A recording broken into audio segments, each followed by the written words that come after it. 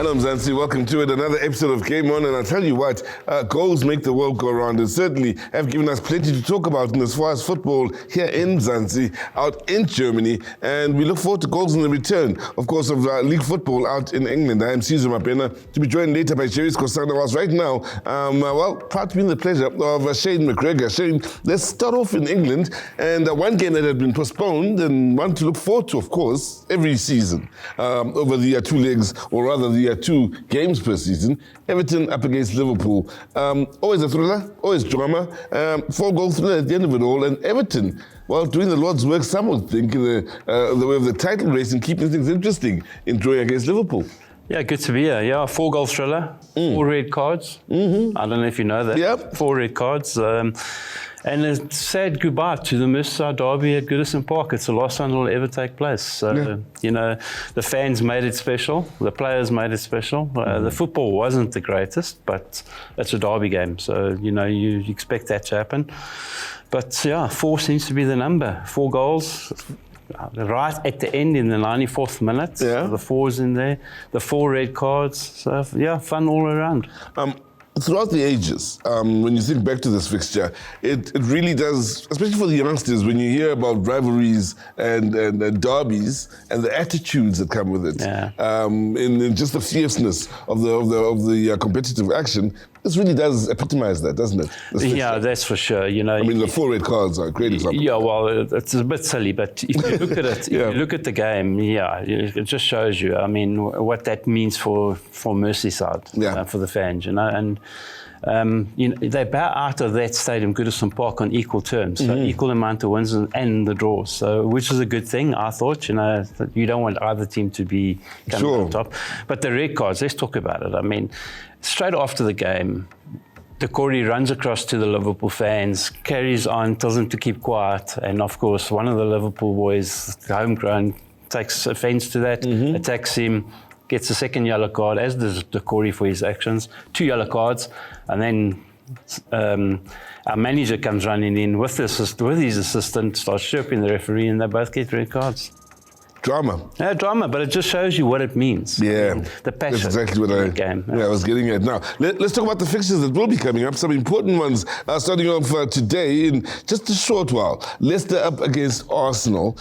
Important at the top, important at the bottom. In the title race this game for Arsenal's sake, and in the relegation battle for Leicester. You know, seasons ago I would have said be careful of Arsenal in this game because when they came up against sides like this, they struggled. But just having a look at Leicester, you know, they're nowhere at the moment. You know, they're struggling along. I can't see anything but a big victory for Arsenal, and especially the way they've been playing of late. They're sniffing that Liverpool might be faltering, so they'll keep the pressure on. Very interested in Nottingham Forest. We can't ignore them, 3rd on the table, coming back to league action, away to Fulham. Difficult game. Yeah. You know, always to go to Craven Cottage is always very difficult to go there and play there. But I think Forest have been so professional this year. Once again, I can't say anything but a Forest victory in this one. Arguably the game of the weekend, definitely my game of the weekend, is something to look forward to for the 5 o'clock kickoff this afternoon. Manchester City up against Newcastle United. City blowing hot and cold at times over the last couple of months, whilst Newcastle have looked better and better over the last couple of months. Yeah, also they get those glitches, you know, Newcastle, and that's my big worry. But having looked at this game, I watched actually City midweek in European action.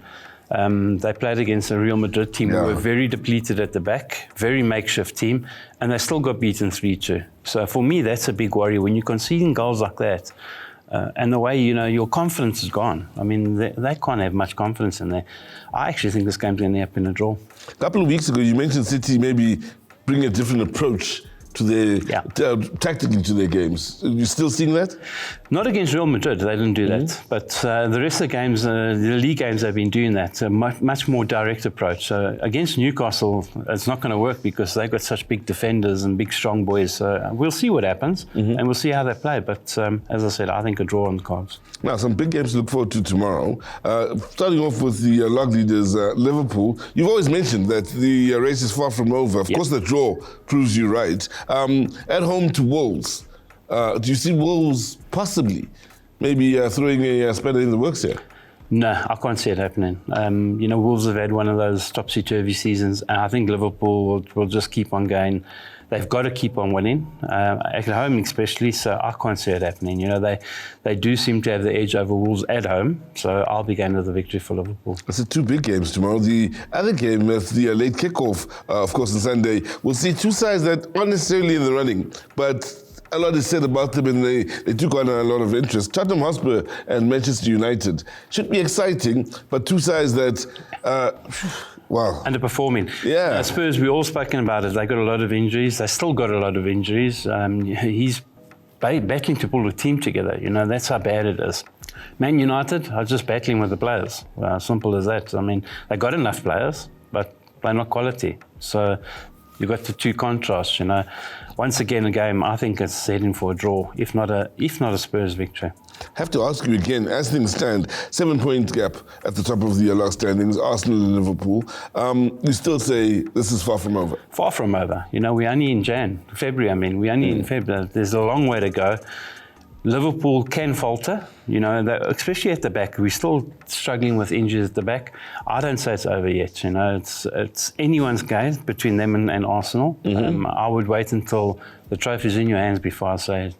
Nottingham Forest are 3 points behind Arsenal, by the way, and following some distance behind them, 4-point difference between them and Chelsea to round up the top 4. I mentioned this to mention City, who are 2 points behind Chelsea. It's an interesting race in that top 4 race, and at one point it looked as though City may storm their way back in there, but it's not quite that easy, is it? Yeah, they faltered. You know, every game for them now is a cup final. Simple as that. They've got to win every game. They can't afford to lose games, but I can't see that happening throughout the season. Forest are going well. I can't see them faltering now, though the smaller squad story might catch up to them. But I can't see Man City getting into 3rd spot. They might sneak into 4th spot, but that's as best they're going to get. So, plenty to look forward to in the return of league action out in England, of course, with Liverpool leading the charges, Arsenal in the chasing pack, and we round things up with Shane for now. He comes back later where we talk about German football. Coming up after this, we talk about the drama, and so much drama has been happening locally in the game right here in Mzansi.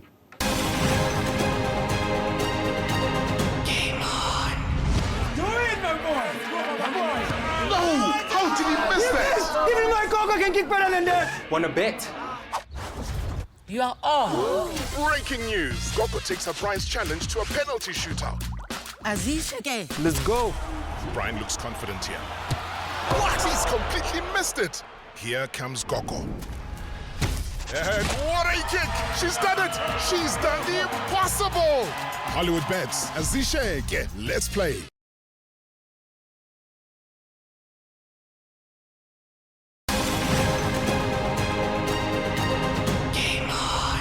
As I mentioned when the show started, goals make the world go round, and they certainly have been making life go round here in South Africa in the way of PSL football drama. Plenty of exciting results over the last week, and Jerry Skusana joins me. And it all starts on Friday with Kaizer Chiefs travelling away to Stellenbosch and picking up the all-important 1-0 win.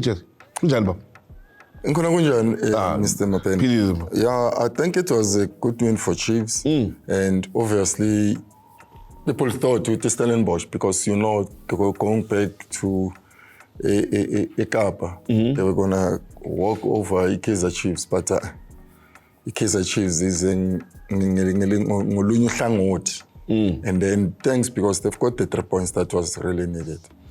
And then the focus, of course, was in the game of the weekend, we Sundowns up against the Orlando Pirates. Eloftas, the 2 sides, of course, that have got the star. They're still in the Champions League knockout stages. 5-goal thriller, but hey, Masanda Wanda, man. They set the standard. Hey, you know, I came in, I was waiting, no, Benzema. Ugwabona, Uma, igebengu ezithu mawukhuluma ngekasi language yeah igebengu mazi ne confidence zoyithu azi uyabona azi yabamba nami ngamshaya. I think that was the game, because the game was open. Pirates wanted to go with Sundowns wanted to go with Pirates, but Sundowns had the upper hand. But the Pirates at the back, they change at the back. I think Sesane's absence, Koki coming in, because I looked at almost 3 goals. Cote was there, but the pace. He was. Ribeiro last week before the game. Hey, figured it out. I figured the Pirates. Ribeiro, man. Class. No, man, class. Not class. I'm full watching Moshe because it's a jealous. Yabona ngengadlala ibhola but I know. No lo mfana nature shy. Ushaya cross. Mnandi futhi. Mamela le angisafuna ukuya fairly ukuthi ngathi ngingabuyisa kuloko engakukhuluma before kule show yethu lokuthi no akahamba yilapha ku country yakhe ifa best no sesiyamcela kubafana bafana. Now siyamcela. We've been talking about Cape Town City, the arrival of Mushin Etukal. Mabashaya Chiefs and the Pirates. Since then, I think sekunzima for Mushin. Bavakashela imakesi yabathela 2 now. Hey, yabashayela le sishiho man. But it was good thing for abantu base Polokwane ukuthi at least kube na this professional football back ngoba yagcina nge-Ria Stars. But for imakezi ukuthi win 2-0 hayi cha shuthi nebe kumnandi ke lapha ePolokwane after the game. It was a good result. Speaking of Polokwane City have been great this season so far. It is just they have struggled this season so far, but it is just been now yavuka ngePolokwane City abashaya 2-0. Yeah, sometimes it's how you go to the war, thinking ukuthi wena une upper hand, right. That's how Polokwane City maybe thought of Richards Bay. And Richards Bay, obviously, sometimes mawuyikwala uyalapha uready ukuthi hey Nkosi yami konje ngihlala ngishayo awuthi ngeke ngiyozivikela nami. Then they got it. So I think it's good for football. I think we don't have to see like Polokwane City, we know what they can do. Richards Bay, we know their struggle. When the tables turn, it's good for football because that's where people wanna come because Baba interested. The big talking point last season was Galaxy against Mamelodi Sundowns. Jegule rivalry yabo. Nama coach wabo last season. Yeah. Both those coaches are gone, but the rivalry continues. Galaxy na ishaya Sundowns this week. What a performance. What a performance. You know, the international striker lapha man. I think it's a Zazmovic, yeah. But kube nalo mfana omncane ngakhuluma ngaye before. Sibele. What a winger. Yeah. I'm not even talking about the goal he scored, but I'm just talking about his overall contribution in that TS Galaxy team. I mean, even the coach himself. And Maubuga for TS Galaxy, when last did you hear them losing a game? After changing the coach, they're still like on the roll. So for me, I'm just in football. So that you've got teams, you look at Sundowns beating Pirates, who are second and strong, and then now Bodlala ne Galaxy, they lose 1-0. Yeah.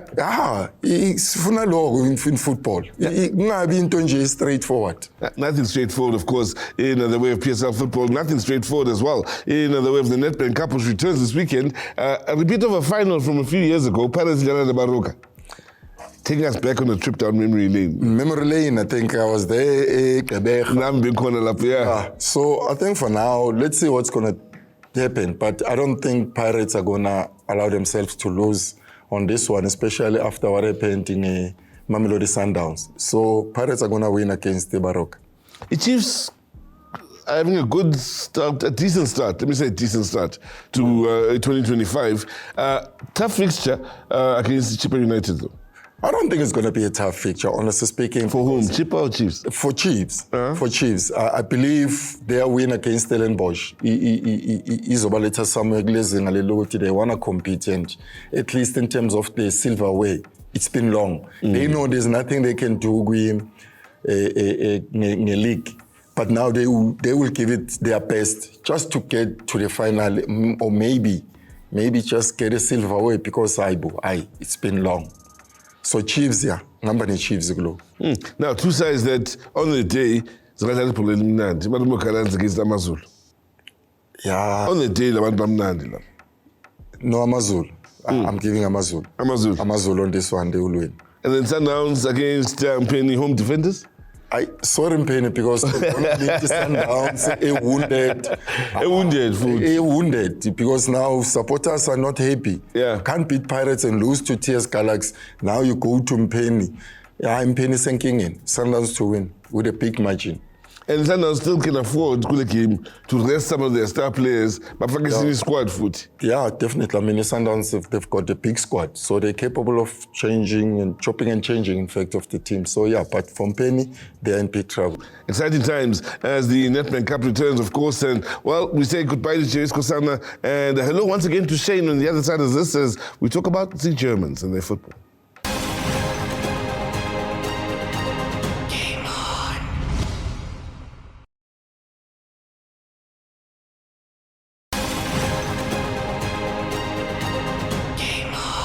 Welcome back. Time to talk Bundesliga action, and Shane McGregor returns. And Shane, interesting times here. We've talked about the race out in Germany, and well, two sides here, Munich and Leverkusen, and it's all about who's going to remain most consistent. Since the turn of the year. Whilst Munich have been able to do so, Leverkusen have stumbled. But firstly, let's talk about Munich. 3-0 win over Werder Bremen. Harry Kane again scores a couple from the penalty spot this time, but they are still remaining consistent. Yeah, very consistent. And I mean, he's very consistent from a penalty spot. He scored a number of goals from a penalty spot this year. It doesn't matter, as long as they go in the back of the net. That's all that counts, and you get in the victories now, especially at this late stage of the season, A good win for them. They normally struggle a bit against Bremen, so, it was a very good win. But keeping that pressure on the top. And, as I say, Harry Kane, penalty man. Well, for Leverkusen, they were away to Wolfsburg. It's one game we're looking forward to. Wolfsburg held them to a 0-0 scoreline. It's rare to get a 0-0 scoreline out there in Germany. We had a couple of them over the weekend. But, for Leverkusen, points dropped at a crucial point now that we're moving in towards March, April, and so on. Very crucial point. And unfortunately for them, that had to come about and happened, And as you say, very rare 0-0 draws. I mean, you don't see that much in German football. You always see a lot of goals. You always talk about that. But, it's one of those games, I suppose. Leverkusen just couldn't get over the line. And unfortunately, now a number of points behind Bayern. So Bayern on 54, Leverkusen on 46. It makes a big difference. But we've got everything to look forward to for the weekend after that result. Oh, big game over the weekend. But just looking at the form guide, I mean, for Bayern, 5-5 now. 100% record in the last 5. For Leverkusen, all is not lost. They haven't lost a game in the last 5. It's just that they've drawn 2 and they're seeing that gap widen, however. It's just small margins here, making a big difference. That's the thing, when you're drawing games, you're losing points, obviously. 2 points gone, so that's the big difference. And that's what's happened here. This coming weekend, it's a 6-pointer of note, it's simple. If Bayern win it, I would say the league's over for them. But if Leverkusen win it, so this is a major game and a big game to look out for. Where it's going to go, I'm not too sure. Leverkusen at home, I like them when they play at home against Bayern. And they've got a good results against them. This game could go either way, but I think Leverkusen are going to step up here, take the pressure, put it onto Bayern again and get a victory. Here's the small margins that make a big difference that we're talking about. Both teams have only suffered 1 loss in the Bundesliga this season. And yet the gap is what it is. So this is the importance of this game. It's as good as a final in keeping the league race alive. As you say, it's the draws, That's the big difference, is the amount of draws that Leverkusen had, and that's unusual for them. But as I said, they know exactly what they have to do this weekend, and they'll treat this as a cup final. And I know Alonso, he's going to go out there, he's not going to sit back, he's going to attack them, he's going to put them under pressure. He has to get the victory. And no matter which way he does it, he's going to go full out. Again, I just do feel that they're going to get the job done on against Bayern. Second loss. I mean, these guys haven't lost since August. This is Leverkusen. They haven't lost since August. This is the first month of the season, really. That's when the season starts. Whilst for Munich, they lost in December. These are 2 ruthless sides in Germany. 2 new coaches, young coaches, and the differences, though, in the margins are quite interesting when you look at all of this. Well, the difference is Harry Kane's penalties. Really? and also the attacking side of Bayern. Bayern have got a very good attacking, a young attacking team, and that helps. But as I said, if you don't convert those draws into victories, you're going to be dropping behind and you're going to be losing points. The difference at times is a bona fide goal scorer, and that's what maybe Bayern Munich do have. That's making a big difference, as Shane McGregor does point out, since he was a bona fide goal scorer back in his day. And thank you very much to Shane. We've got a special interview coming up for you shortly as GameON continues.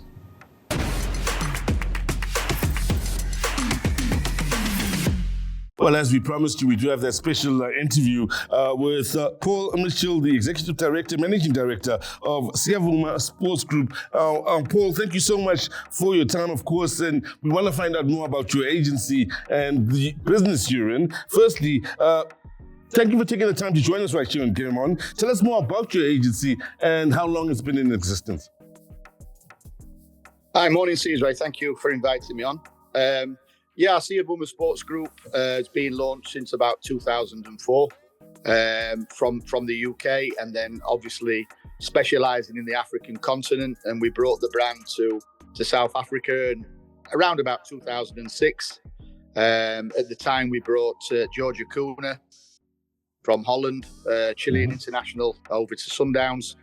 And then from that, I brought Matthew Booth back from Russia, pre-World Cup. And we've been very active in the market ever since. When you say specializing in Africa, many will be wondering, are you mostly looking at Southern Africa or throughout the continent in where you specialize? Throughout the continent. I mean, we've built the brand across the continent, and we do work in different countries in Africa, whether it might be Tanzania, Senegal, Nigeria. It just depends. But over the years, we've done plenty of transactions from different parts of Africa, and obviously we that's our core business is about Africa. Obviously, I lived in Africa for the last 16 years. Currently in the UK, but spend my time between the two, between Europe and Africa, and I mean it's something that we're passionate about and we believe in, and we want to be a stakeholder in African football. When it comes to agencies such as yours, many maybe aren't aware of the importance of scouting. Can you just give us some clarity on the importance of scouting and scouts within an agency such as yours and the role they play in identifying talent for you? Yeah, I mean, it's very, very important. I mean, obviously, the naked eye doesn't tell lies, I always say. So the naked eye is very important. So, for example, we have 2 scouts on the ground in Johannesburg, Cape Town. So, myself included, I've got access to watch all of the games. So, basically we scout in that way. We scout right up in the continent. So we have, Alassane Andou, who's based up in Senegal, who does a lot of scouting for us as well in that market. So yeah, we cover it well. Obviously, in the modern day, scouting is not just about the naked eye anymore. There's things like data and analytics that go into it. We work very closely at the moment with Laduma Analytics in South Africa. We're just talking to them about joint venture. So yeah, I mean, in terms of scouting, we're pretty much covered. Well, also, just for some of our viewers watching on, could you just highlight a few of the players that you do have in your stable and maybe where they're based as well? Yeah, well, okay, just off the top of my head. Just a few. Keegan Dolly. Keegan Dolly, Rushwin Dortley, Gift Links in Denmark, obviously, Boypelo Misheko in Germany. Got the under-20 Senegalese captain, goalkeeper in Norway, NDI. Evidence Matt Goper at Pirates. So they're just a few of our players. Obviously, we have a joint venture with CAA Base in London, which are a market leader globally. So obviously, privy to seeing some of their bigger stars like the Kyle Walkers and the Cole Palmers of the world. So yeah, I mean that's our kind of client list, and it's ever growing as well, which is good. Paul, thank you so much for your time, and thank you for contributing to the beautiful game in all parts of Africa and beyond that, in all parts of the world. Long may you have success in your business, yeah? Thank you very much, Caesar, and thank you for having me on. Been an honor. Thank you.